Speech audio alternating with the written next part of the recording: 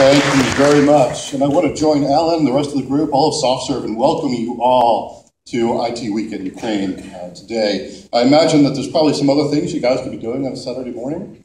So I want to make today and this time that we have together very valuable for you. I'm going to give you a large return on your investment. So in the next hour, a little less, I'm going to try to tell you everything I know about software development. So I hope that you guys, English is better than my Ukrainian, and you can listen pretty fast. So let's talk about high-performance teams. Who cares, right? Why do we even want to talk about this? Well, the reality is that they outperform average teams. High-performance teams, by all studies, will tell you that they can develop software faster, better, higher quality by 100% up to 1,000% faster than other teams. So high-performance teams outperform. For many of us, it is a holy grail. If you've ever managed a software development team, if you've been part of a software development team, you want to be on a high-performance team. You know that they just perform better, they do better. So I'm going to share with you some lessons that I've learned over the last 35 years, mostly by making mistakes, making a lot of them. These are things that are going to sound easy, but it's really a challenging journey. Right? This is a long, in fact, a lifetime journey.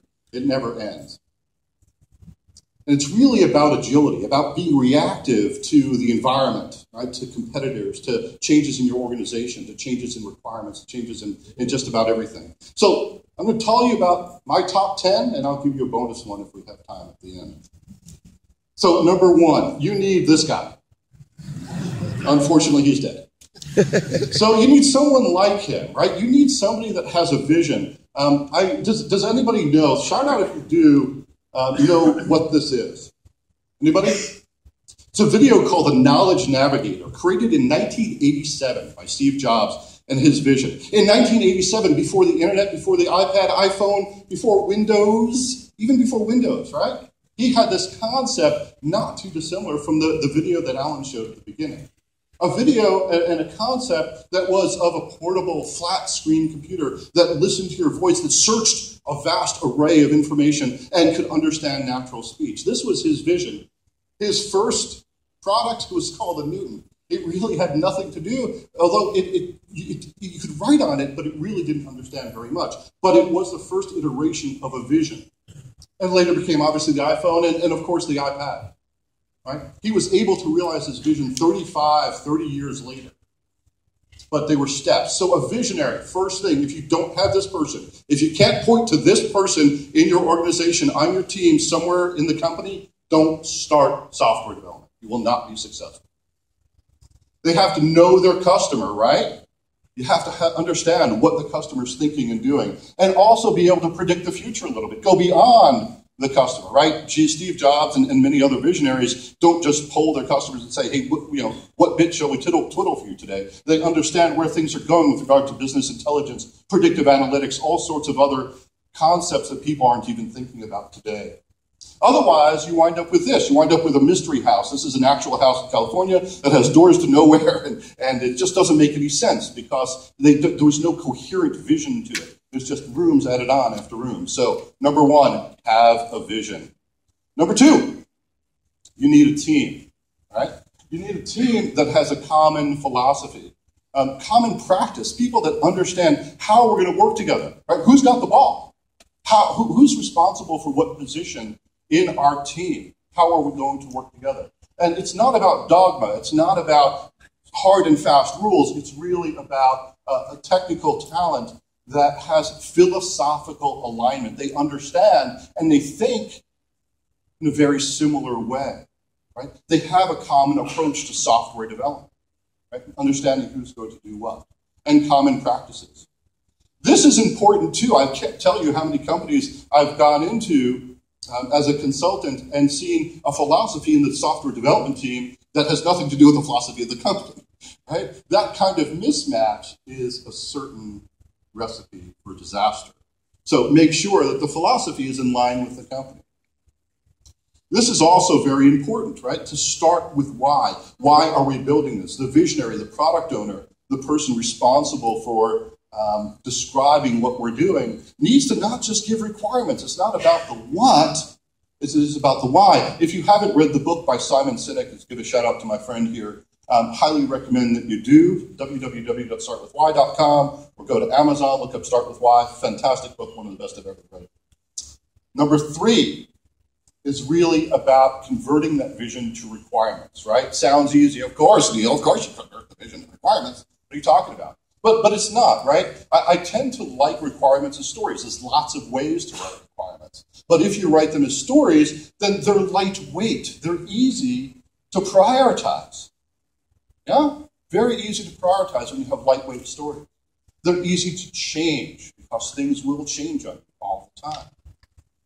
I also like to time box these things, right? If you give developers a year, they'll take a year. If you give them a week, they'll take a week. Let's see what we can accomplish in a short period of time. I happen to love sprints. I love Scrum. I love Agile. Alistair Cogburn, we're talking at the closing part of today. I highly recommend that you catch his talk. It's very relevant and compelling. So we'll be able to tell when we're ready when we write requirements as stories. Have we completed the story? Can we provide this set of functionality to our users? Number 4 is about estimation. This is one that tends to trip a lot of people up. Right? It can be very, very complex and very difficult. I tend to like, again, to use an agile approach. Right? How big is this story? And let's break it down. Right? The way to eat an elephant, one bite at a time. Right? The better you break things down, the easier they are to manage, to understand, to estimate. Because we're very, very good at small things. Right? I can tell you what I can accomplish in a day or even in a week. Right? We're not good at building big and estimating big things. Right? I can't really tell you in a month or 2 months or 3 months how much of that elephant I'll be able to eat, but I know that I'll be able to eat this piece in a week. Right? You don't want to wind up with stories that go nowhere. Stuff that's never complete. Yeah? You break it down, you can digest it. You can eat it one bite at a time. And number 5, avoid command and control. This is so hard for a lot of organizations. Right? People, they like freedom. They like to be trusted. They like empowerment. Right? They like to be creative. And they like collaboration. Right? They like to work together as a team. Command and control breaks down all these things. Right? They like to build great things, and they don't like to be controlled. They like creative freedom. Give them a vision. Give them a philosophy. Make sure they understand that philosophy. Break things into small bits, and they'll achieve great things, truly. But if you say, Neil, if we do that, how will we know if we're getting on track, right? We can't give developers freedom. What are you talking about? You can't let them be creative. They'll never develop anything. Well, that's where transparency and measures come into place, right? How do we know as a team ourselves if we're on track unless we have some way to measure this? Metrics are really important. They are our cockpit for knowing where we are. How high are we flying? How fast are we going? How close are we to our destination? Right? You can't just give people creative freedom and let them do what they want without having some way of understanding where are we in our journey? How close are we? How much distance have we traveled? A good friend of mine liked to think of Agile and using metrics and being transparent as living in a glass house. Right? We can see what's going on. We know if our neighbor is stumbling or having difficulties. Right? Brick houses, right, force division. They force a lack of collaboration, a lack of alignment. So we need to measure our progress and know when we're done and be able to make adjustments. This is really important, right? If you're a business, you need to know if our project is on time, if it's meeting our quality expectations, and most importantly, I need to be able to bring in additional training, additional resources, make some trade-offs in our requirements, our timing, reset expectations, whatever has to be done, you can't do unless you have transparency and visibility. And the way to get that is through having a good set of metrics. So our visionary will tell us when we're good enough, right? They're going to determine what trade-offs to make. So what do we measure? Right, Neil, you can measure lots and lots and lots of things, right? Do we need to have 35 measures? My personal viewpoint, and this is from a lot of experience, guys, is that predictability is perhaps the most important thing that we can understand about ourselves and the team that we work in, and the company and the business that we work in. and the projects that we work on. Right? How predictable are we? Are we meeting our commitments? Right? How much did we vary from what we expected to deliver in quality, scope, time, and cost versus what we delivered? The way you track predictability is really by measuring variances, right? We expected and we committed during the sprint, during this release, during this project to deliver X amount of scope for X period of time, X period of cost, amount of effort, right? The difference between what we committed to and what we delivered is a variance, and that is an effect on our predictability, right? What your customers and what your stakeholders, whether they're internal stakeholders, your board of directors, your president, your business people, sales, or your customers care about is that you're delivering what you said you were going to deliver when you said you were going to deliver it. Predictability is an incredible measure for doing that. But you can't be predictably slow, right? So I can be terribly predictable if I tell you I'm going to deliver one thing a week or one thing a month or one thing a year. So we need to also measure productivity. Are we being productive? So while we're getting predictable and while we're reducing those variances and we're nailing our deliverables and our commitments, how many of them are we delivering in a period of time, right? In a week, a month, a sprint, whatever it might be. And the ability to compare teams is really, really hard if you're just using absolute measures. I can't tell you if a team A that's producing 22 story points per month or 22 features, function points, lines of code, whatever you want to use, is better or worse than one that's producing 10 or 100. Because there's so many variations and variables in software development that I can't tell you. But what I can tell you is the acceleration rate of one team versus another. I can tell you whether team A is increasing in the number of X, whatever you want to call it, that they're delivering every month, or if they're decreasing over time. And that's very valuable to determine, again, what adjustments we want to make. Right? If we're losing productivity, is that a problem for us? And it might be. So we've created at SoftServe a dashboard that measures these things. Right? I've searched high and low for any tool anywhere that would show me predictability and productivity, and you really can't find it. It's not in Jira or Microsoft or anywhere else. So we developed a dashboard that helps us measure these things. It takes in data from the tools that you're using today, whether it be Jira or TFS or something, and it analyzes them and also does predictive analytics on when we're going to deliver based upon predictability and productivity, and allows us to compare teams. So now I can say team A is much more predictable in their quality than team B, and team B is more predictable in their scope than team A, etc. And so I could do this analysis all day long, and I can make some good, solid business decisions. And I can also now benchmark using these tools against SoftServe best practices. So because we're collecting all this data and we do thousands of software releases a year, let's compare how we're performing to how the industry is performing, how my industry is performing, or people using my technology are performing. A great benchmarking tool. So transparency in measure is very, very important when you combine it with a lack of control, command and control. So traceability also should be obvious, but very important. Right? You need integrated tools. And they should be power tools, right? There are companies out there, Fortune 500, Fortune 100 companies are developing software using spreadsheets and crazy stuff. Ancient tools are great at building things, right? You can build great stuff with ancient tools. Yeah, you can accomplish things, but you need a lot more people, right? And it's horribly inefficient. Right? Good integrated tool sets with automation provide a much better sense of understanding what is a defect versus an enhancement. Like your product owner will help guide the way. If they say it's a defect, then it's a defect. They say it's an enhancement, then it is. Make sure we're doing regression testing, using great tools for code coverage to prevent defects, using test-driven development and continuous integration to avoid collisions. Right? If you're using old tools, if you're on a project or on a team that's using spreadsheets and they're using Word and email to manage requirements, this is going to happen. It happens all the time. And it kills your productivity. It kills your ability to predict. It kills your ability to be a high-performance team. Okay? Make sure that we have alignment. Number 8 is embrace change. There are so many teams out there that tell us that's not a requirement. You didn't document it. Right?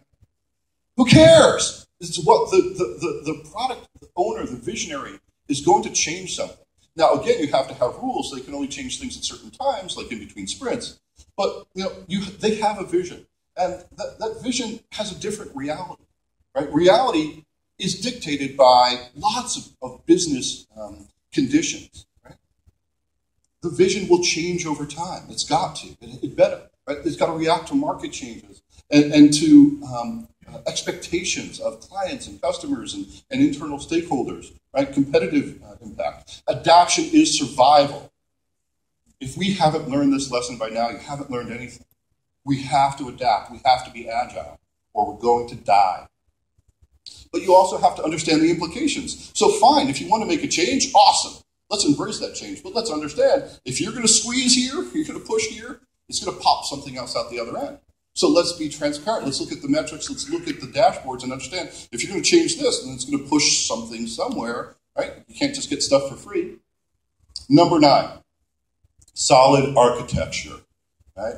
If you don't have a solid architecture, strong foundation, right? If you have brittle code and brittle architecture, you're going to accumulate a lot of technical debt. Right? Technical debt, if you're not aware, is the stone that we push up the hill that's eventually going to roll us over. Right? It's those decisions that we make to push off important architectural implementations till later, because we just don't have time to do it right now. We're going to take a shortcut. That's great, but let's make sure that we're tracking that debt. Right? Create a backlog of your technical debt and track it so that you don't lose it. Because if you lose it, it's going to grow, and you're going to pay now or pay later. And we all know paying later, 10 to 100 to 1,000 times more expensive. Right? Tracking your debt will allow you to identify and make the right decisions about paying that off. If you don't, you wind up with really strange architecture, right? Start bolting stuff on all over the place. It's just not going to work. So number 10, this is super important.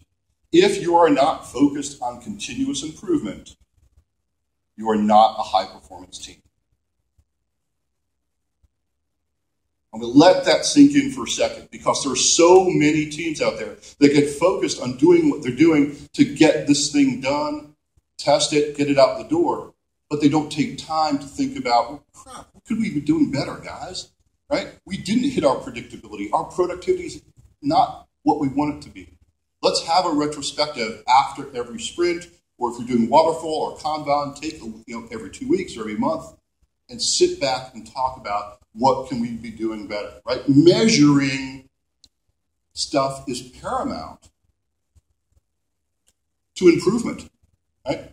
If you're not tracking whatever you're doing in some measurable way, you can't possibly improve it, because you won't know if you are or not. Right? Automation and using tools will reduce the headwind. Right? In every software development project, there's a huge amount of headwind. Right? There's change management, requirements management, environment management. There's change control. There's all sorts of stuff. Defect fixing and defect tracking. There's so much that goes on. Right? You want to reduce that friction as much as you can. If you can measure it, you can reduce it. And focus on building stuff. Right? Get functional requirements out the door. That's what people are paying you for. Right? They're paying us as software experts to get functionality to our end users. That's where the investment is, and that's where the investment pays off. Right? We need to move fast. There's a competitive world out there to achieve the vision and build great software, get happy customers, happy employees, and happy shareholders. Right? That's what we're all here for. So, bonus number 11. This may seem like a shameless plug, and I'm sorry if it does, but it's really about partnering. If you aren't partnered, you're not going to achieve what you want to. You want a company that's been there, a partner that's been there and done that. They've got the t-shirt to prove it, right? To help you navigate the potholes, because it is dangerous out there, right? It's a very competitive world, no matter what you're doing, right? Very competitive. You need help. Stand on the shoulders of giants, right? To help achieve the vision. So let's talk about a quick summary here. I'll wrap up. You need a visionary. You don't have that, don't start. Right? Get a team with talent, an alignment of philosophy, requirements of stories, so they're lightweight, break it down to small pieces, avoid command and control, give people the freedom, but also allow them to measure themselves and allow the business to understand where we are. Right? That cockpit. If you can't fly a plane without instruments, you can't do very much else without instruments either. Right? Get integrated tools and defect management. Embrace change. Make sure you have a solid architecture. And focus on continuous improvement. And get a partner, right? Look for help. You can't do it on your own. If you're not on a successful project, if you're not working in what you think is a high-performance team, it's one of these things to blame. I guarantee it. So you do these things, you'll wind up in the winner's circle. Thank you very much.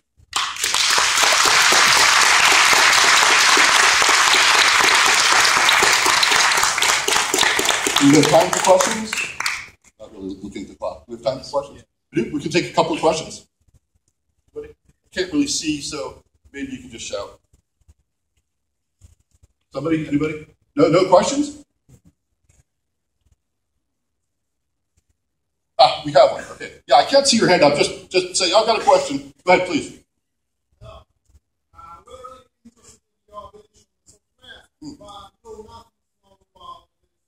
Yeah.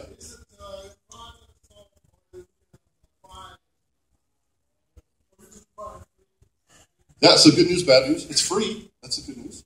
The maybe not so good news is that it does require a consistent methodology in order to feed data in here, right? Garbage in, garbage out. So it comes free with a consulting engagement. We want to sit down with you and teach you how to estimate work, how to track that work. It's not a long process, but it is an important process in order to get the right measure, right? You can't have a whole bunch of chaotic development and expect good measures from it. So we want to work with you in order to create, that's the whole partnership part, right? We want to create good practices. You're welcome. We can talk more later if you'd like. Other questions? Anybody? Just shout out if you have one. So I take it that nobody really understood a word I said. All right. Well, thanks very much. And we can get together at the break if you want to talk some more offline. Thank you.